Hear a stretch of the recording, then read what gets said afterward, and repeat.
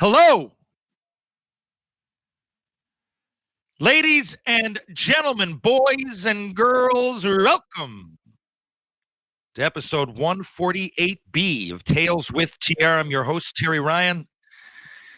We can now be found on YouTube. Look at the Hockey Podcast Network, THPN. We're under that umbrella on YouTube right now, and we're getting some good feedback, so I'm going to keep her going. And today, you're going to be happy that I got YouTube going on because I got one of the best-looking ex-pros out there, educated ex-pros. He is one half of the Crazy Eights. He is a former St. John's Maple Leaf. He is a former Edmonton Oiler, a current business owner, an all-around good guy, and one of my best friends, Terran Sandwith. Sandman, welcome to the show. Happy to be here, and I like your setup here. It's very professional.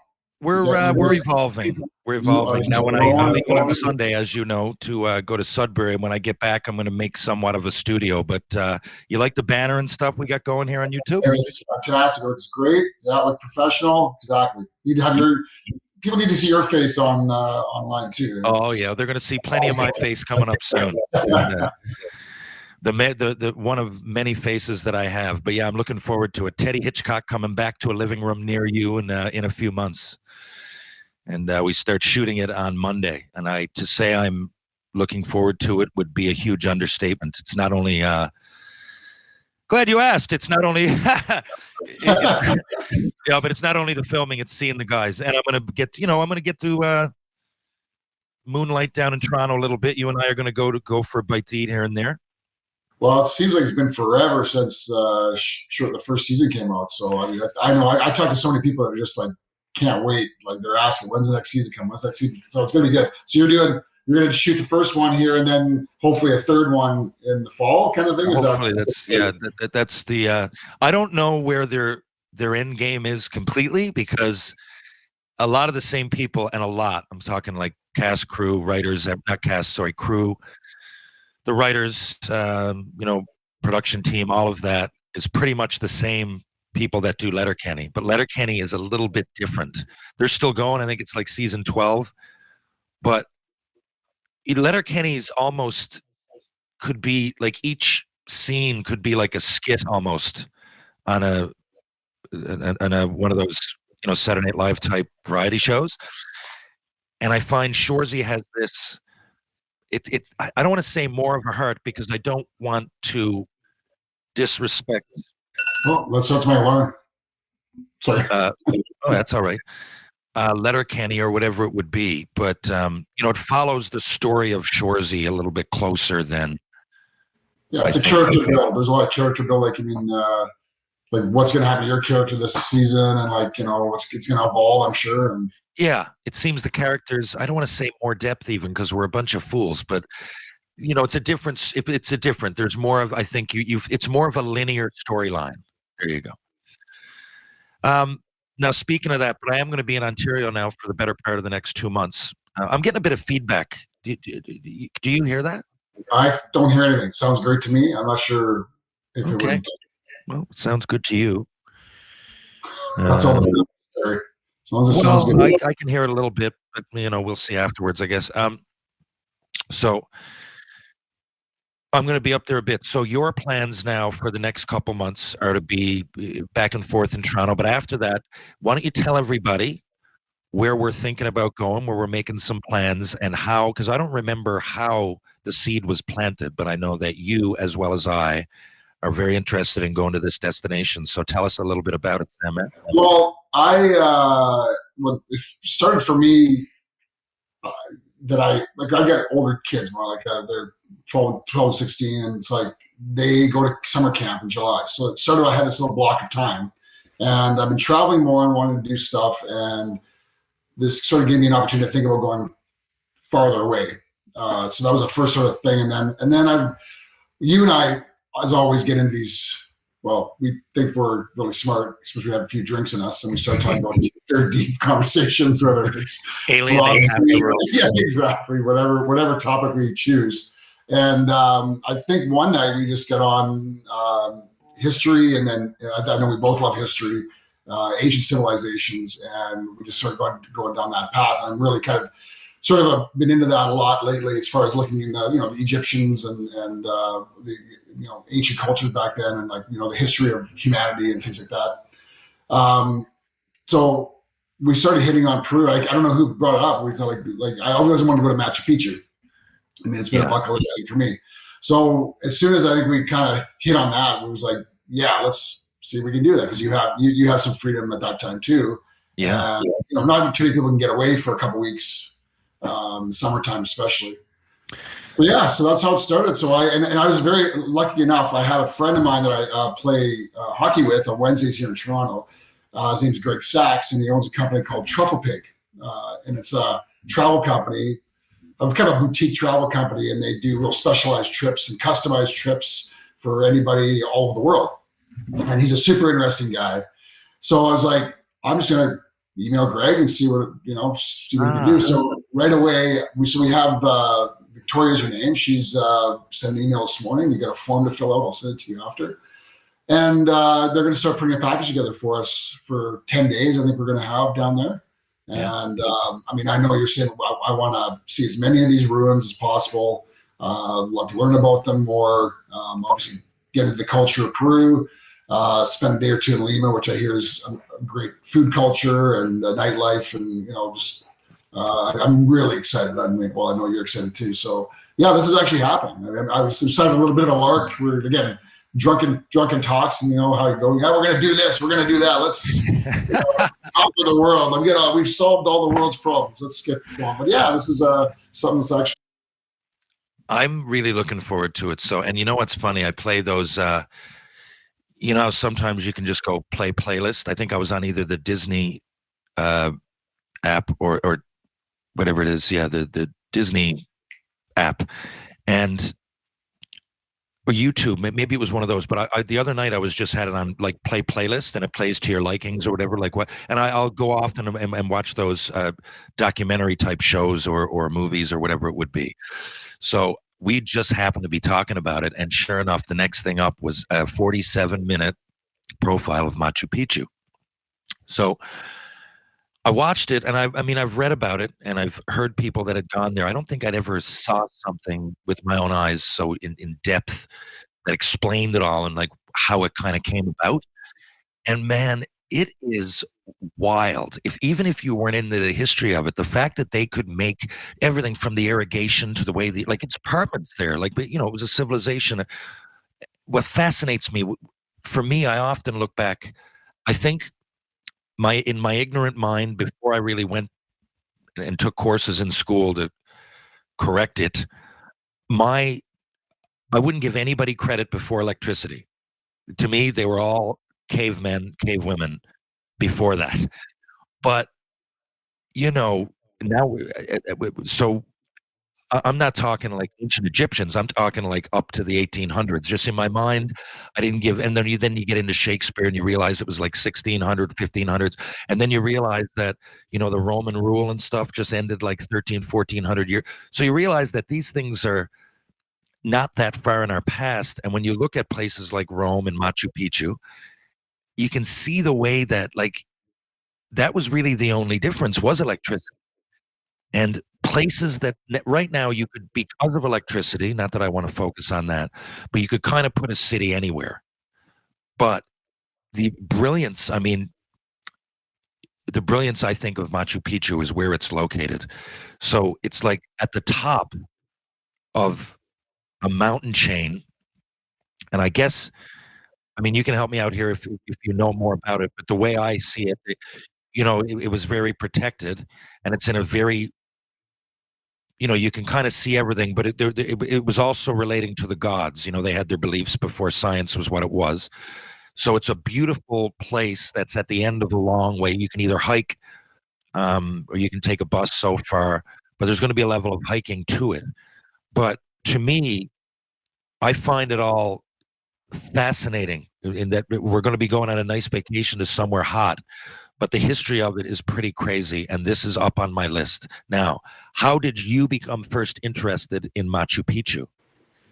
Well, I think in the larger, I've really started to become interested in the fact of realizing, just sort of like, research that I've done and shows I've watched and books that I've read. It's like that we have this sort of historical picture on the time frame of civilization, and there's this evidence coming out now that our civilization has gone back a lot farther than what we traditionally thought, like the 8,000 year Egyptians, right?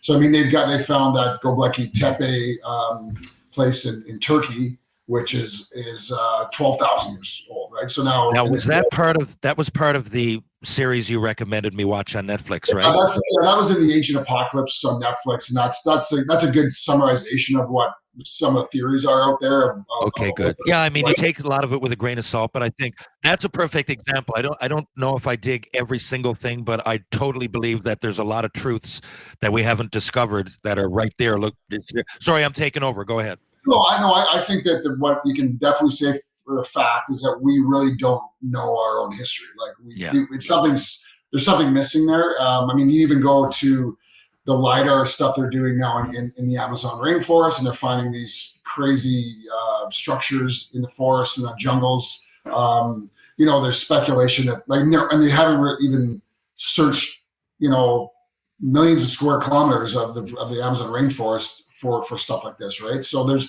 speculation that there's millions of people that could have been living in South America. There was the one fascinating thing was that when the Spanish first came to South America, there was a guy that wrote a book about what he saw, and he saw like millions of people. Like he saw huge civilizations, huge sophisticated cities and things like that. And he wrote this in this book. Then when they came back, and they didn't go back there for like another 50 years, or it was a while before they really started conquering Spain or conquering South America, and there was nobody there. And it's because it's just logic says, and speculation, but logic is that like we brought smallpox diseases over there, and just wiped them all out, which it happened in North America. Like there's factual evidence that happened to Native Americans all over, right? So anyway, so it's just kind of fascinating that it just seems like there's these little pieces, these large chunks of pieces missing, that we were very sophisticated long before the narrative. Yeah, man. I think so too. Yeah, so that's really what fascinates me.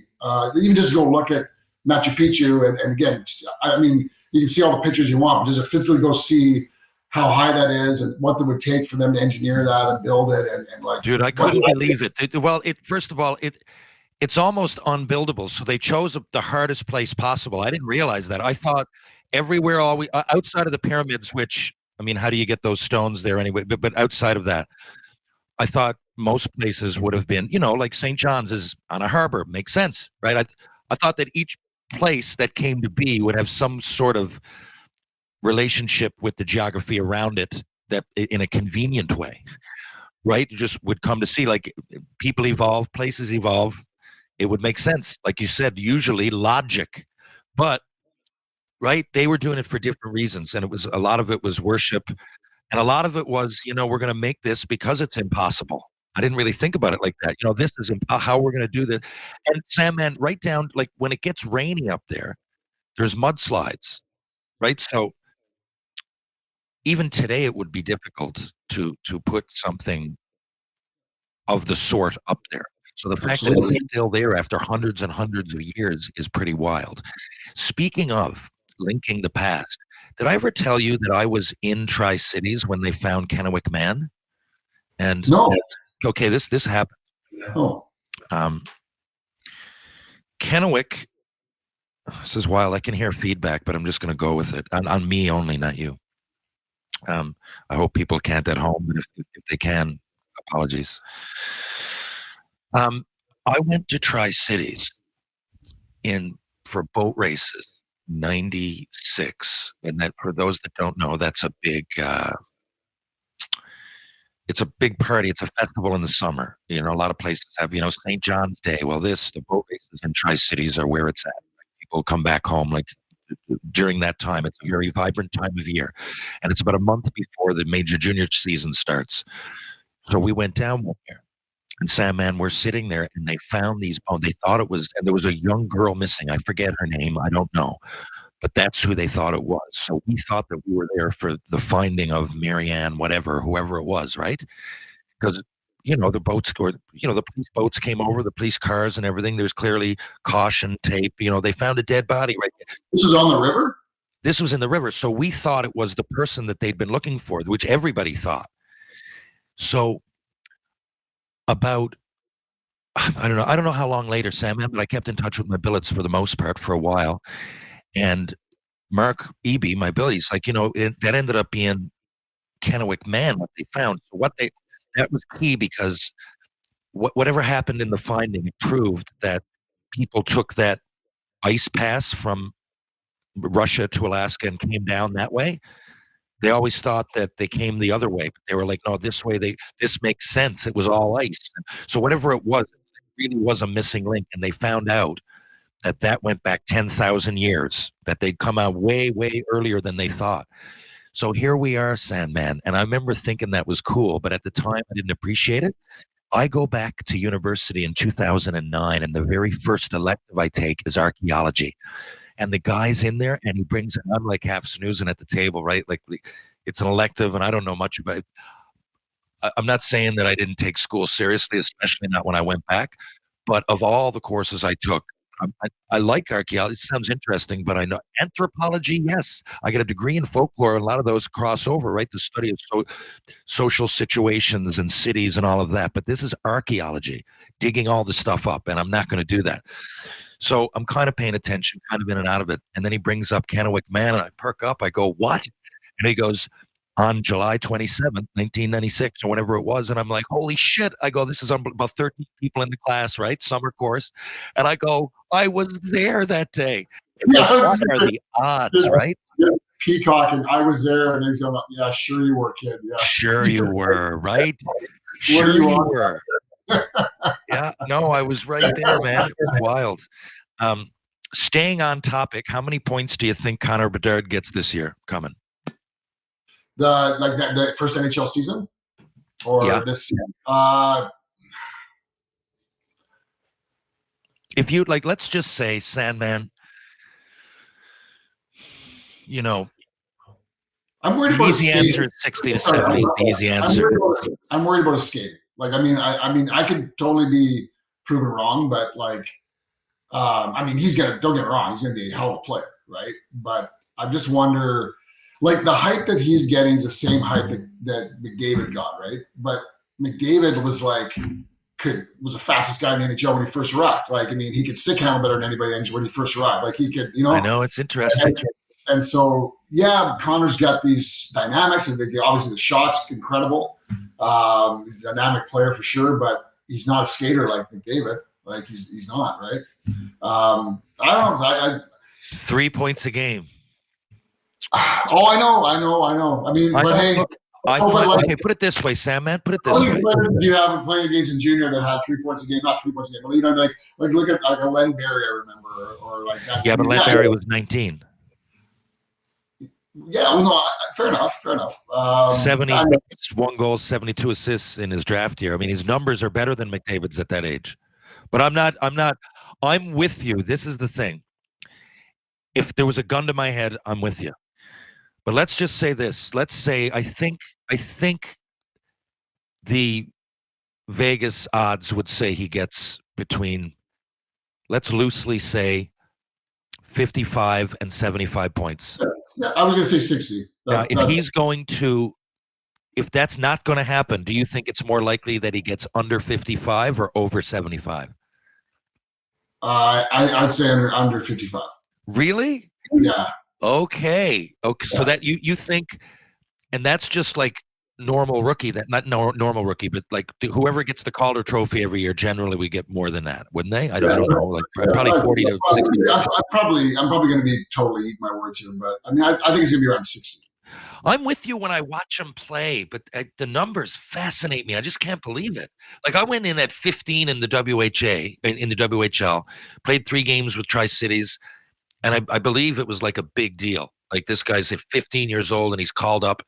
And, I went 3rd overall in that draft. Like I'm not saying I'm Conor McDavid, but I know what that lens is to be a 15-year-old. I'm trying to think of the best. Ginla, he didn't, he was the same. He played like maybe 1 or 2 games.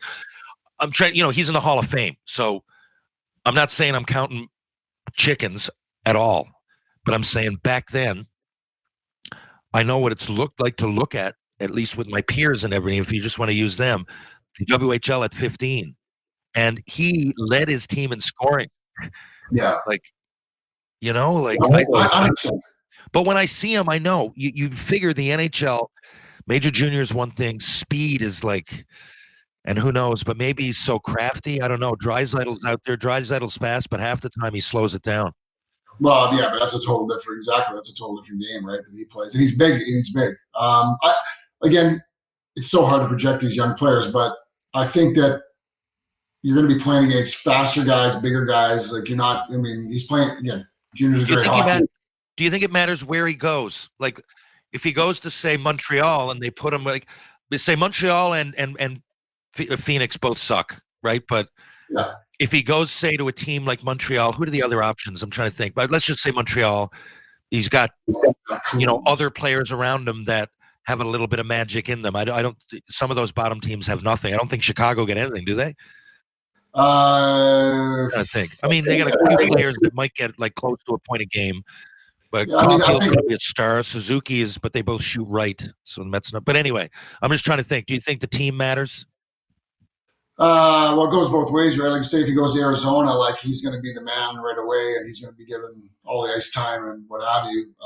He could be sheltered. Yeah, but what if you're the man with Laus and Krause as opposed to being the man with Cole Caulfield? Well, I got to think with a cap space, they probably would go and try and get some guys if they got a Conor McDavid, right?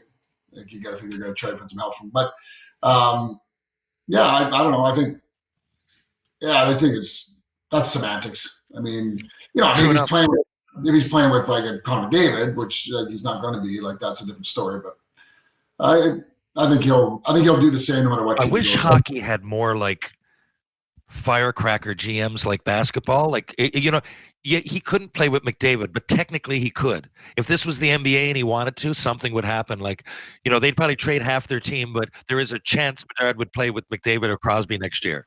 No, it's not. I don't understand. That NBA thing just doesn't make any sense to me. It's crazy. Like, all the players have so much control, which is good in a way. I mean, but now it's like, hey, you know what? Well, it became, remember load management a few years ago, and now people are getting used to it. And now they're going, well, I'm going to play my 55, 60 games. I can't believe it. I'm a paid you're making $40 million. Yeah, what? Exactly. What? I'm going, holy fuck, isn't that to play basketball? Aren't I paying you $40 fucking million to go out and play basketball? Just play basketball. Give me, all these fans are here. Okay, load management, how's this? Play just 15 minutes tonight, but do something. Right? Go out there. You're Kyrie Irving or Kevin Durant, or I shouldn't say Durant plays, but a lot of guys now. Hey. It's like Embiid, was playing,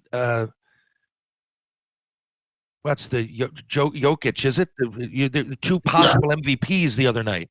And Embiid didn't play because it was Saturday, and he doesn't play back-to-backs close to the playoffs.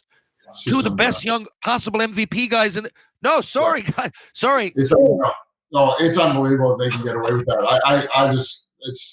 That's just taking it too far, for me. I mean, I think if you're playing a professional sport, any sport, you take that you're putting your body at risk. I mean, even if it's not a contact sport, like you're going to get wear and tear in your body, you're going to all that kind of stuff. You're training all the time. That is the game you're playing. But you're trying, especially at that level, you're making $40 million a year. Okay, so you don't play one season at the end of your career, like because you played all the games. Like, come on, like that's that's what you're here to do. To your point, it's unbelievable. I mean, I don't know who if we didn't have a sample size to pick from, but unfortunately for them, we have decades upon decades littered with people like Magic Johnson, Michael Jordan, Kareem Abdul-Jabbar. They didn't have to do it. How did Nolan Ryan pitch 9 no-hitters? How did that happen? It comes to baseball. People now, I'm like, holy fuck, this management. I get it to a degree. The pitch count and all that stuff. You got to read the athlete at some point. Oh, God, yes. Like Matt Murray, okay, whatever it is, it applies to him. He's as brittle as there is a goalie I've ever seen in my life. When he's on, he's on. And then he misses 3 months. I wouldn't want that either. But some people you can tell. Martin Brodeur, again, it's our generation, but I don't know him, but I know everybody he came across. I've seen him. I've seen documentary. I know he was a fucking gamer that wanted to be in there every goddamn night. Absolutely. Right? Yeah, you're right. I agree. That's it's kind of funny. I mean, I remember that happened in the playoffs of the Jays last year. I can't remember. I was at that game there when they pulled the pitcher and they came back and rounded down their throat. But he was pitching okay, but they wanted to get another. I can't remember what it was. It was a left. The guy was a left hand. He switched to. He was a right. He's batting right. He switched to left when the pitcher came out, and he just. I can't remember the name. I remember the end of last year. The Jays had someone, and it's like every decision. That you're feeling like, even as a layperson in baseball, you're like, there's no way that guy should have got pulled. You know, he's doing okay. He was hanging them in there. Like, they had a good lead at the time. That's when you look at the athlete. And you see what the athlete wants the ball, and that's where I'm like, analytics, that's because it's a different mindset. I don't care how many Tuesdays a year that in the third inning he got rocked. I'm just saying that if you're a fucking manager, you're looking at this guy, he's the one with the ball. It's different. Analytics, I'm like, there's an analytic for everything. And sometimes, obviously, it makes sense. Of course, I'm going to use it. I want to know what this guy's doing. But when you look so deep into it and it's already a good pitcher, like Tampa Bay, was it Blake? I forget his fucking last name. Not Snell. Anyway, it was a pitcher a couple years ago for Tampa Bay. And he's one of the best, and they're in the playoffs. And he's throwing a gem, and it's like the 6th. And analytics said to take him out. And when he got pissed off, man, he wanted the ball. And you know, he got taken out, and then they lost, and you're like, Jesus, at some point, now who knows, maybe analytics would have, but to me, that you're paying this guy all this money, you're putting him in, this is what we want, right? And if he does succeed, it's even more of a win because he fucking reached down, and it's momentum for us. Well, what does it say to your teammates and things like that? Like that whole culture piece too that analytics never can capture. And I mean, I'm all for analytics. I think the more data, the better, and anything, whether it's business or whatever. But you have to be able to have somebody that's professional and knows what they're looking at and be able to interpret those numbers and then be able to use them and still use your experience and your gut instinct and your feel for the game. You're exactly right. It's not one or the other. Yeah. And I mean, I feel that. Tell me if you think I'm wrong here, but I actually do feel hockey sort of that pendulum has kind of swung back a little bit. Where I mean, analytics is still a huge part of the game, and it hasn't gone away. But there seems to be the usage of old school feel and gut and just experience and that kind of stuff. There's a little bit to that. I totally agree. My like I said, sometimes you do read the analytics, and sometimes you have to read the player and the situation. My favorite, by the way, ever is with Tommy Lasorda. I think was the manager in I believe it was 1988. The Dodgers, Oakland, and the Dodgers put in Kirk Gibson, who had 2 bad knees. He's out for the year. He was just on the bench. He's out for the year. But they put him in. For those that don't know, this is my favorite sports moment of all time, of just singular moments. And he fouls off about 9, man. It's 3-2. And he can only swing. They're like, I don't know, unless he hits a home run, he can't make it to first base. Both of his knees need surgery, and they did. He's just sitting here now. The only reason that he's not getting surgery now is to be with his team for the playoff run. Anyway, it comes out, man, and I believe it's like it's either the 9th or extra innings, bottom 2, right? I mean, it could be a movie, and you can see the swing. He just uses his arms and he wills, and it pops over the fence, and you're like, oh my Jesus, that's Lasorda knowing the player in the situation, going, you know what? Someone in there is better than. I know it's Kirk Gibson. We get 2 bad knees. He hasn't played in 3 games. He's out till fucking September, but it's Kirk Gibson. God damn it. It's Kirk Gibson. Absolutely. Right? Yeah. Some of those players just have that mojo, right? And you just know. You just need them in those situations. The biggest tournament in college basketball is underway, and the action is just getting started on DraftKings Sportsbook, one of America's top-rated sportsbook apps. Right now, new customers can bet just $5 on any pregame moneyline bet and score $150 in bonus bets if your team wins. Plus, combine multiple bets for a shot at an even bigger payout. DraftKings will be featuring parlays and odd boosts all tournament long, so be sure to check out DraftKings Sportsbook every day to see what they have in store. So, what are you waiting for? Download the DraftKings Sportsbook app now and sign up with the code THPN. Right now, new customers can bet $5 on any pregame moneyline bet and get $150 in bonus bets if your team wins. Again, that's promo code THPN, as in the Hockey Podcast Network, only at DraftKings Sportsbook. Minimum age and eligibility restrictions apply. See show notes for details. Speaking of that, what's your favorite sports moment? Doesn't have to do with analytics. That was just where. Gee, hell, yes. My favorite sports moment. God, you know what? I'm just not really for a guy that played hockey or whatever. I'm not really that guy that follows sports very much. Like I'll watch it. You were there when Lemieux scored top corner from Gretzky. I mean, that has to be one of them. That You're was about one. 15 years old. I remember like when being a kid in Edmonton when they were win their Stanley Cups. I mean, I can't pick a specific. The one I think that's seared in my memory, any like sports moment, is when Gretzky got traded from Edmonton to LA. Yeah, there you go. That's a fucking moment. Yeah, I was at the right age, and I remember like the shock. Like you had to be there. You had to have been there like when they were winning their cups and how that team was and what it meant to the city. And then for Pocken just to rip him out of Edmonton was just like, I mean, that guy. I'm surprised he didn't get murdered. That honestly, yeah, that's. I guess I was 10. That's a vivid memory, though. I couldn't believe it was happening. Certain things stay with you. Yeah. And if you're any kind of hockey fan, especially back then when social media wasn't a thing, that's how we all got it. We knew the press conference was coming, and everybody in Canada that followed hockey was sitting around, man. Absolutely. Yeah, it was crazy. And unlike LeBron James, who took his talents to Miami smirking, Gretzky was crying. Oh, God. Oh, man. It was just totally emotional for everybody. Yeah. I mean, it was the best thing for hockey, probably, if you want to, be honest.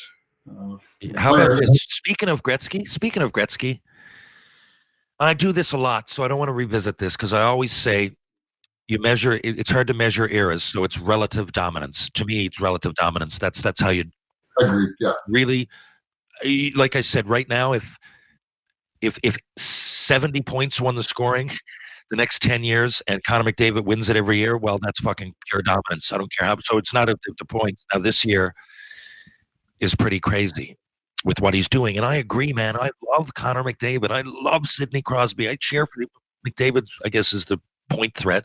So I'm not trying to stick to Gretzky or Lemieux. I'm really not. I just don't want people to forget how crazy it was. And they were I know the goalies and everything.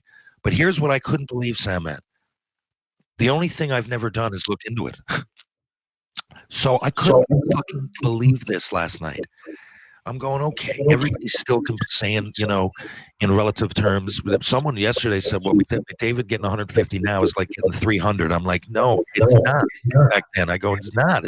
There's nuances, there's differences. First of all, imagine if those guys were out in overtime and there was no fucking hooking and holding and no red line. First of all, okay? So I don't care how fucking bad the goalies were, how little gear they had on. Those three things, when it comes to fucking Gretzky and Lemieux of all people, really would have made a difference. I don't know about Gordie Howe, but with those two, it would have made a huge difference. I'm going somewhere with this. In 2022-23, the average goals a game is 3.23. In 93-94, it was 3.24. I thought I was going to see 6.7. Right? If you're talking about the goalie sucking, then everybody would have gotten way more points, right? Now I know the difference because Gretzky or Lemieux for 16 years in a row won the scoring, and that's what I mean is relative dominance. Now this year, McDavid is crazy. If he keeps any of this up, I will put him in that conversation. I just think it's slightly premature, not to say anything else. I'm just saying Gretzky, and that's a huge thing. It's like when LeBron gets mad because he's big. I'm saying you're number 2, LeBron. Are you that big? It's Michael Jordan. It's the same thing. I love McDavid, but I really expected that number to be astronomical. In 1987, it was 3.7. So there's really not that many more. But there was probably, like, say, in the 2000s or whatever, there must have been a lower goals. I mean, I feel that goals have picked up in the last few years. 2000s, it was the worst. Yeah. Yeah. So I think to your point, and on that, it makes the point, is that it's a relative era. Like in different things are happening in different eras. I think training adjusts, players adjust, all that. So obviously stakes get higher, money gets bigger. I mean, hey, that's a great point too. Stakes get higher, money gets involved, and it becomes more of a business. Like, hence, people are robotic in the gym now. We were just, let's go work out.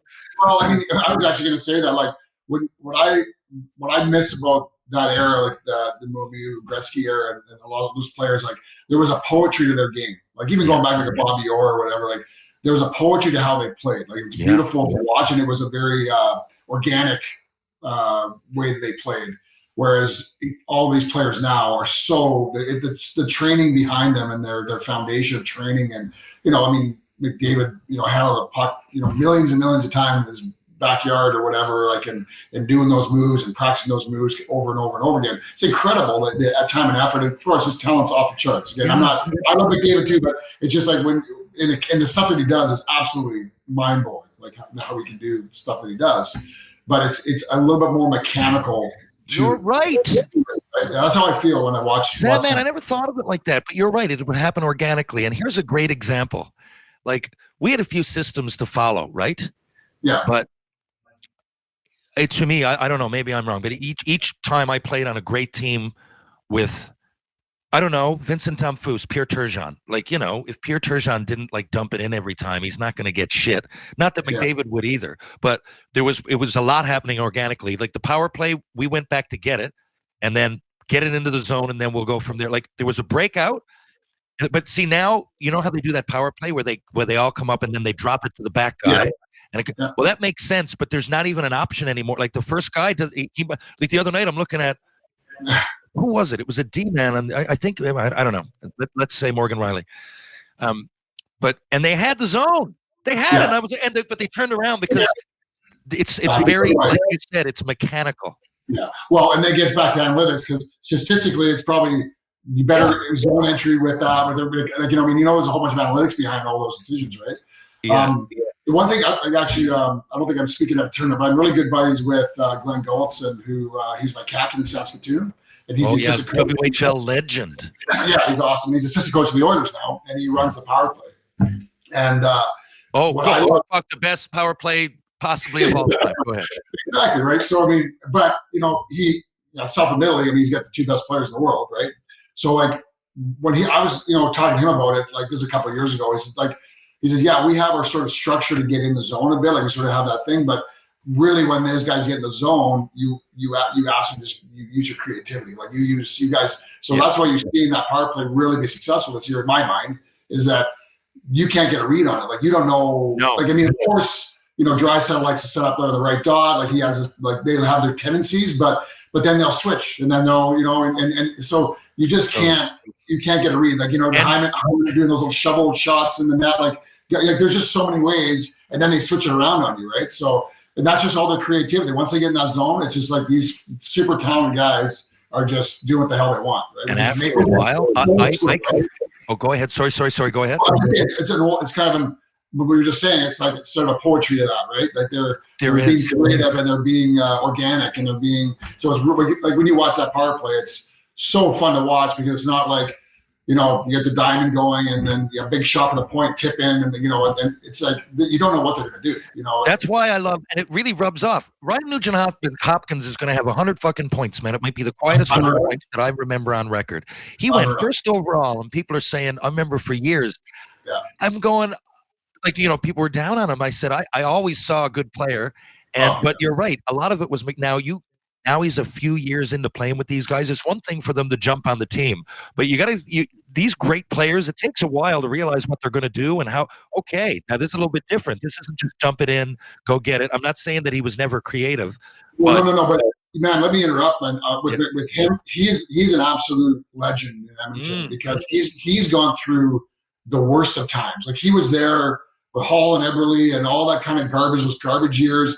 Yeah. And the reason why one of the reasons I think why he was never offensively meeting his potential because he had to play defense. Like he had to play a 200-foot game, face-offs, whatever, right? And for that guy to battle for years and years and years, and nobody everybody in Edmonton appreciates a hard worker, right? Like they appreciate a guy that cares and whatever, and just be a good dude, right? And he's always been that. And the fact, I mean, now that he's getting rewarded for that now, like it's just so awesome. And, you know, knock on wood, they have a chance to go far in the playoffs. And that guy deserves everything. I love it. And it's funny because he really has, because he feeds off those guys, man. And you're right. Like the power play is often organic, and he's all over, and he has a lot to do with it, man. And you can almost, I'm not seeing him evolve, but it's nice to see a player like that be able to think, because you're not always in that situation. A lot of guys in the NHL, they're in the NHL for a reason. Even Arizona, guys you haven't heard of, they're good players wherever they came from. But a lot of them don't have that freedom to do whatever. I'm not saying whatever they want. There's some sort of a system. But yeah, to be so free, right? A lot of it is just very static. And these guys are fluid. And when you see a guy like Nugent Hopkins really spread his wings, to me, and I mean spread him. He shoots left. He uses white tape. His number, I think, has got a 9 in it. Sometimes I think it's McDavid. I never would have thought of that 10 years ago. But sometimes I'm like, whoa, the game happened. Nice play, McDavid, and it's fucking Nugent Hopkins. And then I got to go. He did go first overall, right? Oh, he's slick. He's a slick player, man. Sam, man, he chose to sign there again too. People must really love him out there. He can have a statue up front, probably. Like, I mean, honestly, people love Nugent Hopkins, and Edmonton's a very tough market. I mean, it's like Toronto, and you know, I mean, probably most Canadian cities, but it's like people are pretty ruthless when, you know, we're not winning, and you know, they've ran a few guys out of town for sure over the years, but like nobody gets on Nugent Hopkins. Like he's just you can't say a bad word about him. Sam, man, I didn't explain to people when I said one half of the Crazy Eights. For those that don't know, me and Sam, man, call ourselves the Crazy Eights. We both have exactly 8 games played, 480 minutes in the coolest league on earth. Now, my question is, well, that was what I was getting at. I got ran out of town after 8 games. Well, you're still a fucking ex-Oiler. Hey, like Ken Dryden, remember you went to that Oiler thing a few years ago, and I remember we were talking about it. You're like, I don't know, I might go. And I was like, hey, I've gone. It took me a while. The Montreal Canadiens are so legendary and everything. But, I mean, there's also guys like us. We chipped in, though, right? We put on the jersey. We went out there. And there's something to be said for that. So, anyway, in that time, because it played out in my head like a dream almost, because even though there's so many ups and downs, and but each game, you don't, at some point, what I'm trying to say is that for those listening, and it is cool, it's like, fuck, man, wild that there's this dichotomy of the mind, because it is a bit overwhelming. You're like, I'm in the NHL, but there's always a backstory, and there's someone that you thought you should have played ahead of before that. There's, you're not best friends with every coach and everything, so you're going through this weird kind of roller coaster, but no matter what, time moves ahead, and at some point you put on the jersey and you fucking skate onto the ice, and you're a fucking NHLer. Do you remember getting any shots on net? Because you're not a big scorer, right? I know that. People know that. Like, do you remember? I remember like certain plays out there. I remember one play when I went, fuck, man, like I'm as good as these guys. Like, and it clicked that I was an NHLer. Do you remember anything specific? Well, I remember my favorite story, and I don't remember getting a shot. I probably didn't get a shot. I was just focused on defense. But as you know, I was a stay-at-home defenseman. So in the American League, like I was never, like virtually never on the power play, like maybe once in a while. That wasn't your thing, yeah. No. And Ron Lowe is our coach, and unreal guy. Like what a prince. I get to see him every once in a while still at the alumni events. And he doesn't know my name. Like, they were just doing me a favor because I was down in the minors, toiling away. In the middle of all that success, I know what it's like in Montreal, right? These guys, how do they even remember? This was 8 random games, and they got like 11 cups. Anyway, go. Yeah, so I'm like, sitting on the bench of the power play. So obviously, you guys didn't even ask anybody about me and what kind of player it was or whatever. He throws me on the power play. Oh, no! So I played on the power play in Edmonton. In the National Hockey League. In the National Hockey League, yeah. And I did pretty good, actually. Yeah, I made a couple outlet passes, and got up. You were good with that outlet pass. That was the thing. If you had added that, though, you knew I'm sure you could have played on the power play, but did you really want to add that? It was a lot to. then you would have to worry about points and everything. I'm like, if I could do it all again, I love where I ended in hockey and everything, but let's just say you had to pick another position. Yeah. I'd really like to try out grinder with no expectations scoring, a good enough one that plays in the NHL, like a Tyler Janot or whatever, and a defenseman that just made the breakout pass. I'm not underestimating your job. Yeah. Just, think of, you're talking to someone that's even from the time I was in Pee Wee, every game, the back of my head, like, did I get a point?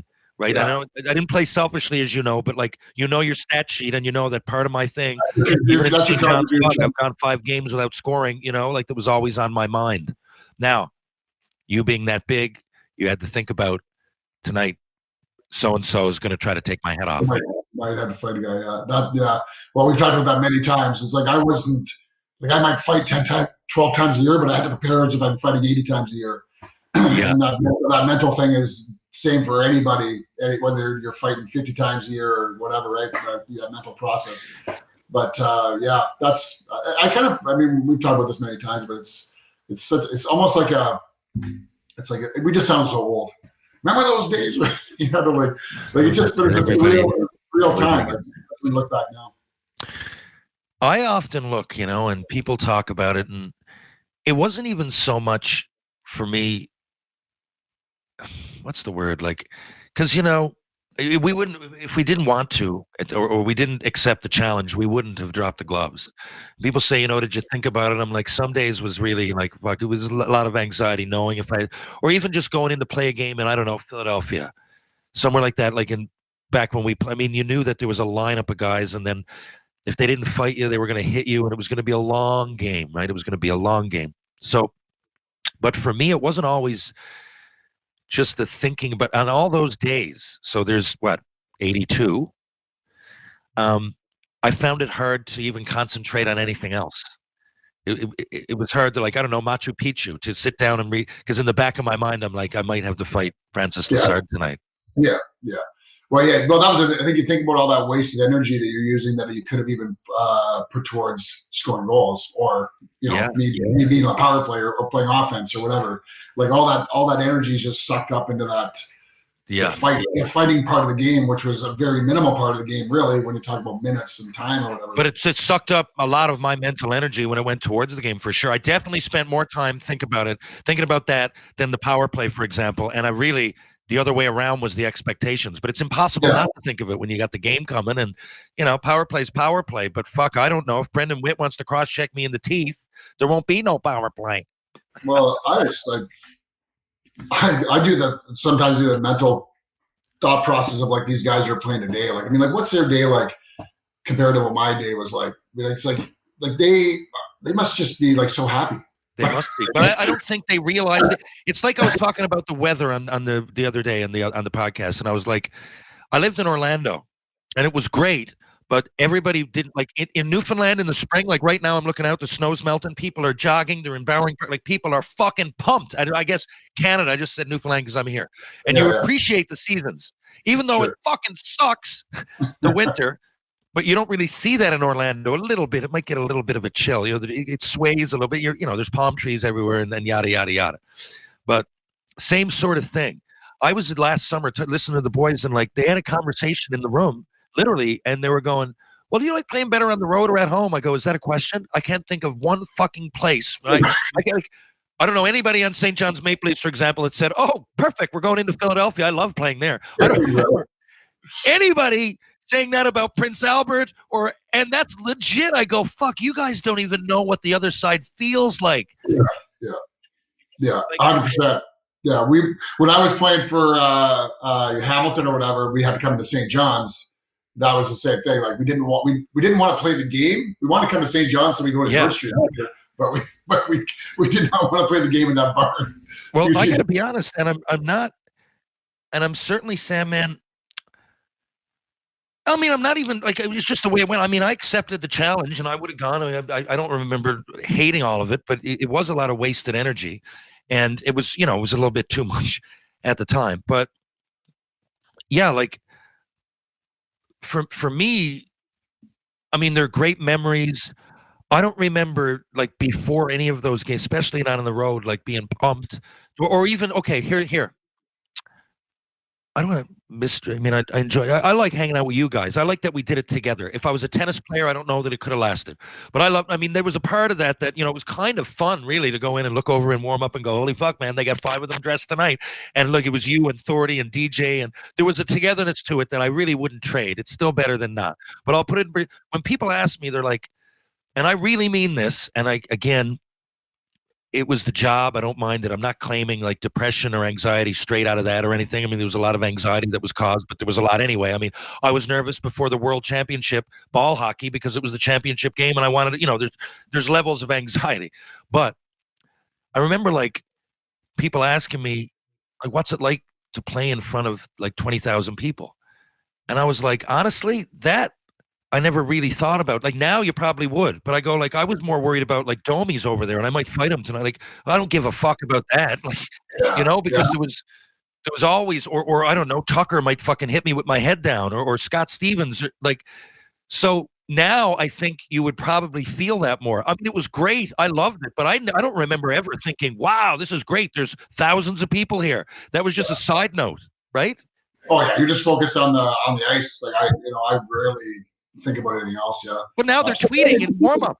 I know. Or DMing or it's just. I mean, it's great. It's a great fan interaction thing. I think it's actually good for the game. But it's like I mentally to your point. But when you think about it, like if you're spending all your energy and time like we were in, like we talked about, versus these guys.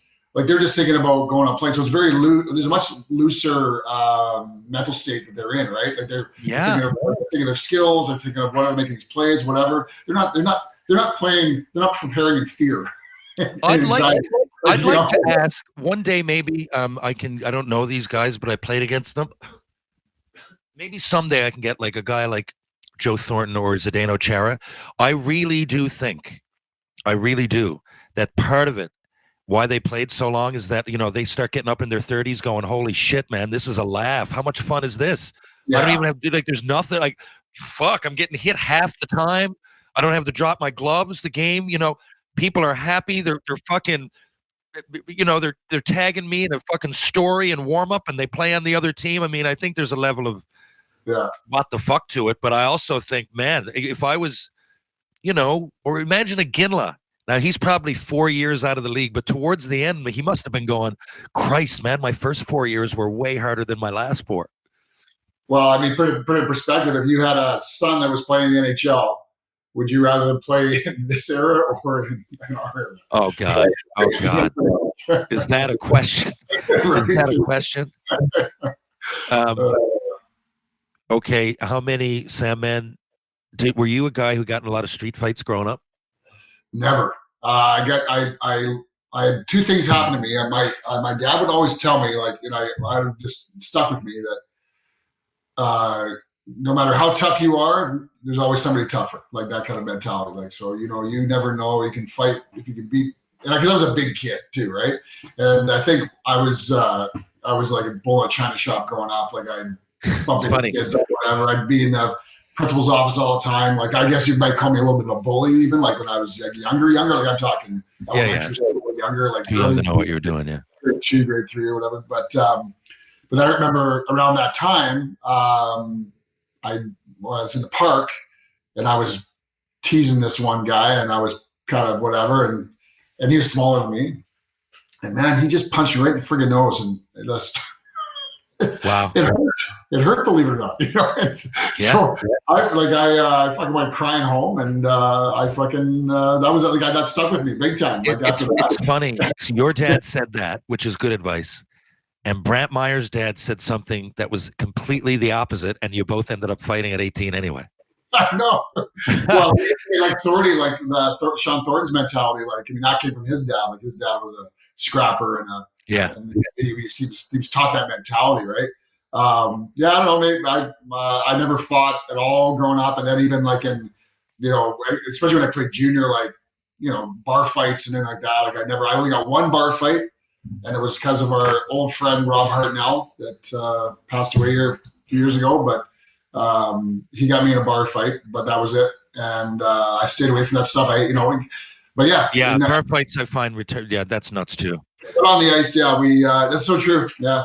Well, Brant was on your podcast there, and yeah, like the funny thing is, I fought that guy probably 10 times, like between the juniors. And he sent me one on, like, there was a recording of it somewhere, and he sent me right after. Yeah, yeah. So we became, and I'm not lying, we became friends from fighting. Like, wow. Like we'd fight and go to the penalty box. The first 2 or 3 times it'd be like whatever, and then one time the fourth time, you kind of get a bit of a camaraderie. You know how that is, right? Like, man, you kind of get it too, right? And they say, "Good job, good fight or whatever." And then then build. And I remember being in Atlanta. I was in Kansas City. We were in Atlanta, and he's playing there. And I just got to Kansas City. And I said, "Mizey, I got to fight you tonight. I just got loaned out here. I got to put a show on." And so we fought. And he beat me up again, And then he was fucking. He's a lefty. He was the best gunslinger in the West. Yeah, the lefty always got me. And then we went to the penalty box, and I said, "Where are we going? Where are we going tonight?" And he took me out. And the funny thing is, like, I mean, I'm so proud of him for what he's done and how he's me too. Yeah, it's great. Around. And I mean, some of his stories are just crazy. But he's from Edmonton, and so am I. And he's he's 2 years younger than me. And it's weird, like when I say became friends, it'd be like, I see him at the bar, "Hey, how's it going, buddy?" We'd hang out tonight, and we'd maybe go to an after party once in a while, that kind of stuff, right? But I never saw that side of him once, ever. Like the drugs and the crazy stuff and whatever. Like I don't know what it was, like whether he just showed up to certain people or something to do with me or whatever, but he was always a really good guy. He was always a really good guy, no matter how crazy things got. Like, I think you talk to anybody that played with him, like they'll say, "Oh yeah, he was fucking crazy, but great guy." Like, yeah. You know what I mean? And, I always got that sense, man. Yeah. I always got that. I met him in Fishing Lake with Sheldon Surrey in the summer. I didn't even. I don't know how it came to be, man. But I used to go to Edmonton every summer as well. I mean, I know the way it is. We'd go to Ezzy's, Cowboys. Like, there was somewhere to go every night. We'd train, White Avenue maybe. But Sam, man, I don't know why. Maybe it's Scott Bonner. But did you ever notice how overrepresented Edmonton was when it came to the Tri-City Americans? Yeah, I think it was Scott Bonner, I think. Absolutely. Maybe. Yeah, I mean, more than half my team, the overwhelming majority are from Edmonton. So I would go, and it was impossible, I don't know. Even guys like I knew Jason Perolin. He's from Vernon, but he went over to Edmonton one year to play. Mike Dubinsky, Surrey, Dingman, fucking the Hurleys on my team, right? I would generally go to Edmonton with the Hurleys, Sheldon Surrey, and then go from there. So you were just a little bit older. Yeah, I just missed you guys for sure. I only, I was trying to think of the one guy. I can't remember his name. Anyway, there's one guy. There's a bit of a crossover, but that was it. Sam, man, let's see. So I got to take off in about 5 or 6 minutes. I appreciate you doing this. For those that don't know, I didn't have a big time intro today because I'm leaving on Sunday. And honestly, I wasn't going to have anybody, but I like to have a conversation more often than not, and I think the people deserve it. And by the way, I'm going to start coming up with something for my solo episodes. I think 5 Up, I'm going to call it, and just 5 things that I recommend that might not be, they might be relevant for that week. They might be not. But at least I'll have something to talk about and a game plan. So, Sam, man, thanks for doing this today. Now, is there anything coming up that you need to promote, or where are you going to be? You got an Alzheimer's tournament coming up, don't you? And you're going to represent your company? Yeah, we're going out there. I'm not participating as a player, but Hockey Helps the Homeless. Sorry, that's another one as well. But Alzheimer's tournament in Edmonton, April 27th, 29th.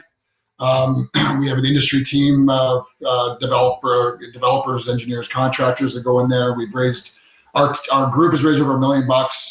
We've sort of passed the torch on a younger group of guys, and it's called the Select Team, and they are. We're doing a fundraiser next week for that and getting ready for that. And then the tournament's in the end of the month. And then May 5th, 6th, 7th, the week after is Hockey Helps the Homeless in Edmonton, which I'm going to be an alumni in that tournament, which is another real fun one. Actually, Ron Lowe and Linda Lowe organized that. They do a great job. So those are the 2 of the things. I don't know. Do you want to talk about what we've been working on with you? I mean, we could. I've teased that I'm going to have a drink release soon, like relatively within a couple of years. We're working on this. Why don't you tell people what you know? I don't know what I'm at liberty to say. Yeah, well, I know. I think what we could definitely say is that we're working on a new sort of logo and a brand and streamlining sort of your social media stuff and just sort of like setting you up for any of that future opportunities that might come down the pipe. And obviously with Shoresy, and hopefully the success will come from that and other stuff that you're doing. But yeah, trying to just give you a logo and sort of this kind of what do you want to call it? Like just make it consistent across all the stuff. A consistent brand, yeah. So what you're going to see on the drink can is probably going to be crossed over into my podcast, whatever else I mean, I want to put out some merchandise there, and this is me saying, hey, I want to make some money. But it's also a lot of people ask, man, because I don't really have that option. Not really. I've teased it over the years. I have a book and stuff, but it was I don't have any merch that really goes with this, and I'd like to get going. Yeah, that's the first step, I think, is that you can take that and go run with it and start selling some stuff to people. And I just thought, I think that's fair to make that announcement. I mean, hopefully it's coming down the pipe here, and we're next couple of weeks, actually. And I will see you at some point between now and May, I believe, 15th, when I'm going to be back from shooting season 2. And we'll go out for dinner or something one night. And I'm really looking forward to Machu Picchu. I really am. I'm going to leave everything, all the planning in your hands, because it's not as much of a hassle. But other than knowing about Machu Picchu, I don't have the connections that you got. Yeah, we'll figure it out. And I'm going to send you a form right now that you got to fill out. So that's your homework to do that when you can. Fantastic. Good luck at shooting there too. And hopefully I see you during or after. Thanks very much, Sam, man. It was awesome to talk to you again, and we'll talk real soon. Okay, brother. Love you. See you, my man. Love you to death. Okay, folks. That was episode 148B with my buddy Terran Sandwith. It's always nice to catch up and have a conversation with such an articulate, athletic, interesting guy. So thanks again to Terran Sandwith. Folks, if you're downtown St. John's this weekend, this is my last weekend for 2 months, so you better believe you'll see me there. Where will I be? I'll probably be at the Bull and Barrel, TJ's Pub, Rob Roy Confusion, the Martini Bar, Greensleeves Pub, or the Bull and Barrel. If I'm going to go for a bite to eat, you know where I'm going to go? Definitely to Blue on Water, Merchant Tavern, and Wedgwood Cafe. Why? Because it's great. And they're my buddies, and it's a great deal. Good food, good drinks, good time. You want to go change your life. You want to work out. You want to be positive.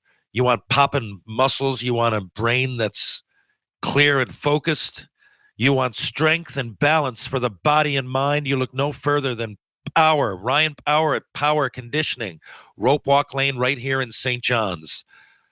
I go there tomorrow for my last session before I leave, and honestly, it changed my life in more ways than one. So thanks to Ryan Power, and I recommended it to everybody listening. If you're in St. John's or planning to visit, you need you're having some car trouble, you need an oil change, you need new tires, you need whatever, you know where you head? You head to Mr. Lube. There's 2 locations. One is on Torbay Road, one is on Kenmount Road. My good buddy Chris Sparks owns both, and we'll take care of you. Pitbull Pain Relief, pitbullpainrelief.com. Check it out. Pain sticks that don't quit. I absolutely love them. I live by them, and I use them almost every day, especially if I'm doing something athletic or physical.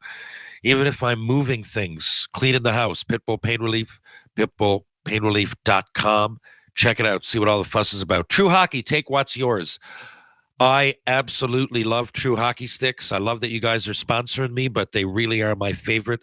No shit. Check it out. True Hockey. Take what's yours. Folks, thanks for listening. The next time you hear this voice, it'll be coming from Sudbury, Ontario. Run them up, fill them in. Thanks again. Catch you on the rebound. This has been 148B, Tales with TR.